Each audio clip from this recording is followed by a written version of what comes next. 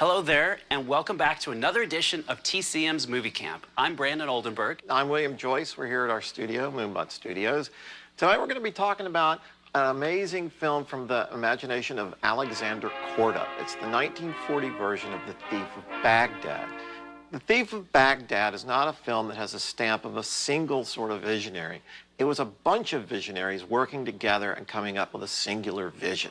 There are three different credited directors on the film, including Michael Powell, but there are also 4 or 5 other people that did directing chores on the film, including William Cameron Menzies, the great production designer. All these guys added different elements of their voice and vision to this, into a singular vision that is one of the most vivid and beautiful in all of cinema. There were also several amazing innovations in special effects. This film took advantage of blue screen and green screen. You'll often see a glowing sort of blue line around things, and it actually worked to their advantage. This was a Technicolor film. Everything's so vibrant, it almost creates an aura around the characters, so it's very forgivable. That aura that Brandon's talking about was because they were pasting pieces of film together. When they have the flying horse in this film, they had to paste the film with the carpet of the horse on top of another piece of film, and it made this kind of blue glow. And it actually, we think, adds to some of the charm of the film. But at the time, it was innovative and exciting.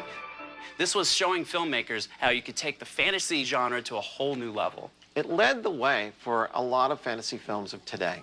And its innovations in special effects led to a lot of things that we take almost for granted now in filmmaking. All right, so let's check it out. With a cast including Sabu Conrad Veidt and Rex Ingram, here's the spellbinding The Thief of Baghdad. So you may have noticed several things that seemed familiar in this film, from the costumes to the characters' names. Why is that? Well, you know, when Disney was doing Aladdin, I think they drew a lot of inspiration from this film. Even down to the name of the bad guy, Jafar, which is in both films. I get it. But I think it's kind of awesome that, like, a live-action movie can be so stylized that it can totally influence an animated film. I agree. Thanks for joining us tonight on TCM's Movie Camp.